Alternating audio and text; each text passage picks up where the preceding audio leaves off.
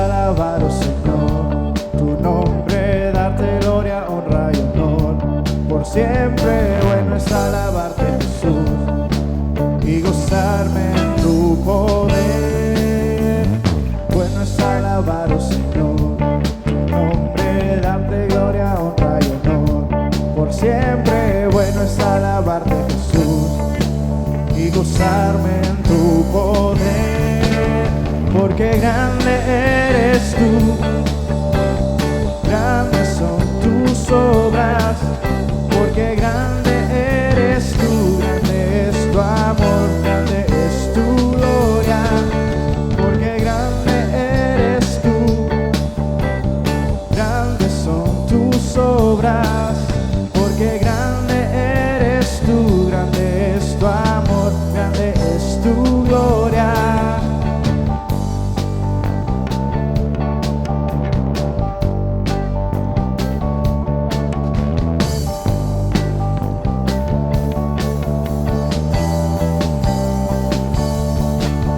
Porque grande eres tú, grandes son tus obras. Porque grande eres tú, grande es tu amor, grande es tu gloria. Porque grande eres tú, grandes son tus obras. Porque grande eres tú, grande es tu amor, grande es tu gloria. Bueno es alabarte, Señor. Gloria a Dios. Dios les bendiga, hermanos. Dios les bendiga. Así mismo de pie, acompáñenme un momento en oración para agradecer a Dios por esta mañana y pedir a Dios que Él habla a nuestros corazones y a nuestra vida a través de esta clase. Amén. Dios, en esta mañana agradecemos tu presencia en este lugar, agradecemos tu amor, tu virtud, tu gracia, Señor. Agradecemos que has sido fiel y bueno con cada uno de nosotros, Señor. Agradecemos tu provisión, agradecemos la salud que nos has dado. Agradecemos, Señor, todas las cosas que tú has hecho y lo que tú significas para nosotros como nuestro Señor, Salvador y Creador. Te damos gracias, Señor, por esta hermosa mañana que nos has permitido estar aquí. Y hoy te pedimos, Dios, con anhelo en nuestro corazón, que tu palabra nos hable, Señor, que tú puedas transformar nuestro corazón a través del conocimiento de tu palabra, que podamos ser, Espíritu de Dios, hoy tocados por lo que tu palabra está dispuesta a enseñarnos, Señor. Así que en esta mañana nos presentamos delante de ti con un corazón humilde, Señor, dispuesto a ser, Señor, sanado, transformado, cambiado por tu palabra, Señor, en Cristo Jesús. Amén y amén. Gloria a Dios. Puede estar sentado y puede ir abriendo el texto, abriendo la Biblia en Hechos capítulo 6. Hoy tenemos un arduo trabajo que espero que nos dé todo el tiempo para poderlo discutir, porque vamos a hablar un poco acerca de Esteban. Los que vienen siguiendo el estudio del libro de Hechos todos los domingos en la mañana, vamos por la lección 11. Esteban, primer diácono y mártir cristiano. Y los que nunca habían escuchado antes la historia de Esteban, creo que hoy la vamos a disfrutar mucho, porque cada uno de los mártires en la vida cristiana representan para nosotros un logro, un alcance del evangelio a lo largo del tiempo. Y la Biblia que nosotros tenemos hoy se debe al sacrificio de muchos para proteger esa Biblia. Y el evangelio que hoy escuchamos hoy con tanta comodidad y con tanta facilidad en un templo como este, se lo debemos a hombres y mujeres que dieron su vida para que el evangelio se extendiera a lo largo del mundo. Y lo que hoy vivimos como fe cristiana y lo que hoy confesamos como fe cristiana se debe no solo al sacrificio de Jesús, inicialmente al sacrificio de Jesús, pero también al sacrificio de otros hombres y mujeres que a lo largo de la historia decidieron tomar la cruz de Jesús, negarse a sí mismo y seguirle. Y el primero de estos hombres fue Esteban. Así que Esteban para nosotros tiene un gran significado y una gran connotación dentro de lo que es la historia del cristianismo. Y vamos a irnos respondiendo algunas preguntas. Si leemos el capítulo 6, versículo 1 y 2, vemos cómo funcionaba la iglesia en el contexto cristiano previo a la muerte de Esteban. Y tenemos que ubicarnos un poco. Estábamos en el siglo I del cristianismo, recién muerto Jesús. Estamos hablando de aproximadamente 34 años después de Cristo, es decir, un año después de la muerte de Jesús. Y a pocos meses de haber bajado los apóstoles y toda esa gente que se convirtió en Pentecostés, habiendo bajado del aposento alto, habiendo recibido el revestimiento de poder, según dice capítulo 1 del libro de Hechos y el capítulo 2. Así que nos encontramos en un contexto de la iglesia, de una iglesia que va naciendo prácticamente, una iglesia que había pasado por algunas situaciones de victoria al inicio de su carrera, es decir, una predicación de Pedro que llevó a muchos a la conversión, una segunda predicación que llevó a muchos más a la conversión, una iglesia que estaba creciendo en cantidad de gente, pero era una iglesia que también se estaba mezclando, es decir, existía en esta iglesia judíos 100% hebreos y habían también algunos judíos que habían regresado después de la diáspora, que venían con influencia griega, eran los llamados judíos helénicos, y estos dos grupos comenzaron a asistir a lo que se llamó la iglesia.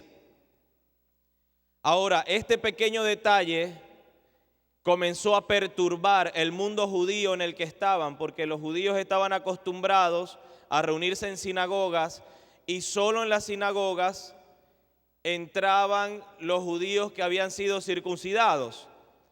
Por eso la nueva iglesia naciente, la iglesia que apenas estaba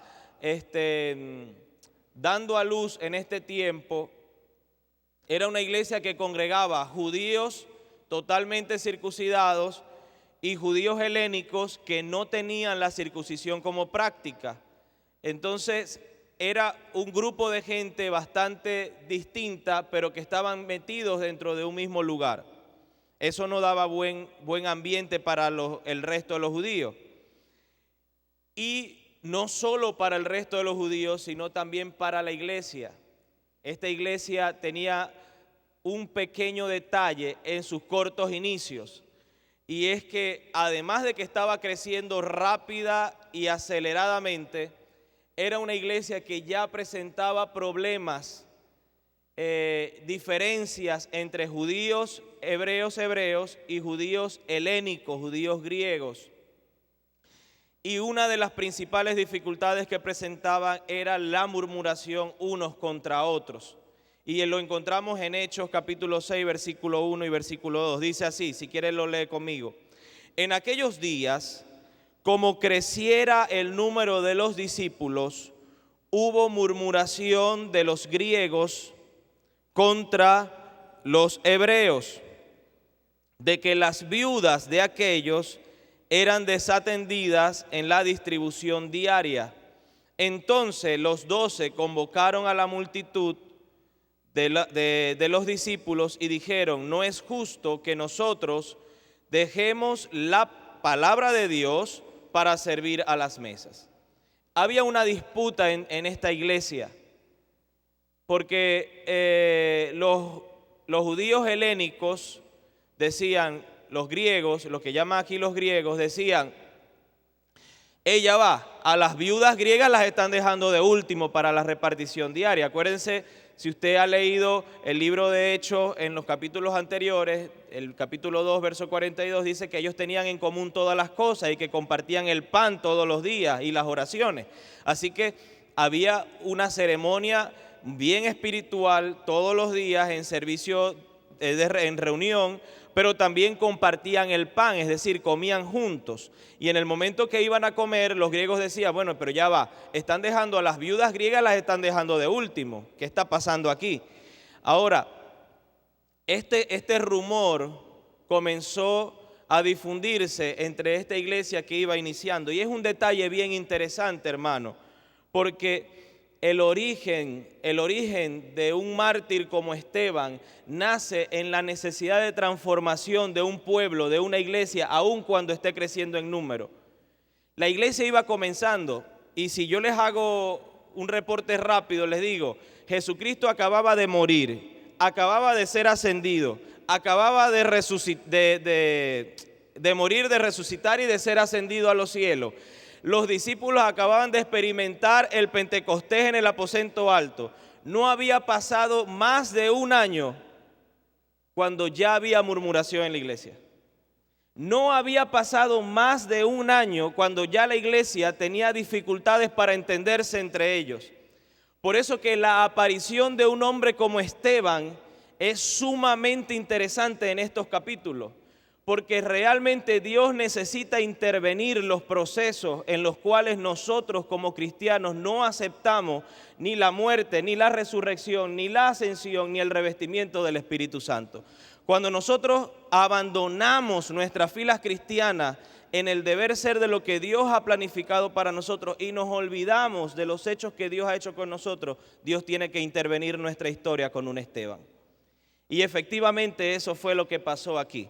Fíjese bien, ¿quién era Esteban antes de su nombramiento como diácono? Porque es interesante saber quién era él. Habíamos escuchado en los evangelios hablar de Pablo, hablar de Mateo, de Marcos, de Lucas, de Juan. Habíamos escuchado hablar quizás en el Antiguo Testamento Abraham, Isaac, Jacob, José, Moisés.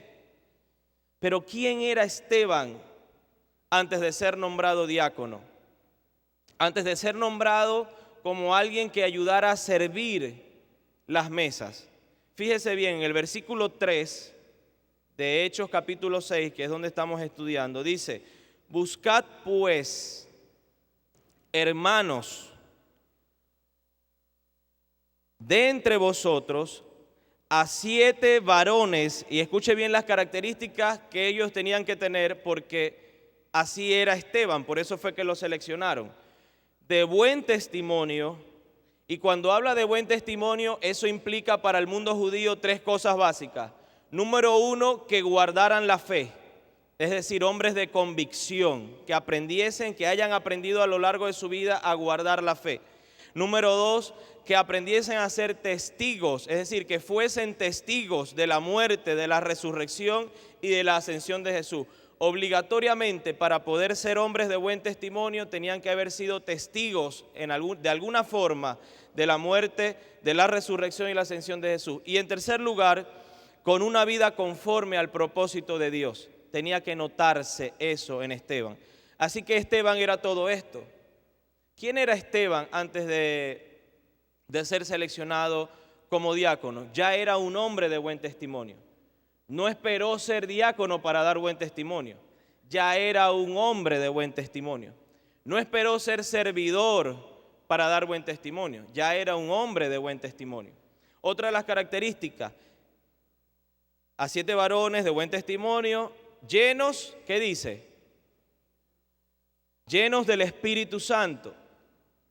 Y una condición básica para ser llenos del Espíritu Santo es que el ser humano, la única forma que tiene para ser lleno del Espíritu de Dios es que haya creado dependencia a Dios. Que seamos dependientes de Él. Porque no puede habitar el Espíritu de Dios en un templo donde habitan malos hábitos, malas costumbres, donde se tomen malas decisiones. La única forma que yo sea lleno del Espíritu Santo es que este templo no hecho de manos, que es mi corazón, sea conforme al corazón de Dios. Así que Esteban era un hombre conforme al corazón de Dios, porque dice la Biblia que estaba lleno del Espíritu Santo. Y cuando implica el hecho de estar lleno del Espíritu Santo, no es que era un hombre que sí lo hacía, y lo vamos a ver más adelante, no era un hombre que se quedaba solo en la demostración de poder del Espíritu Santo, sino que era un hombre que creía en lo que Dios podía hacer a través de ese Consolador que nos dejó para que nos acompañase hasta el fin de la tierra. Lleno del Espíritu Santo, entonces, habla de que Esteban era un hombre convencido del fruto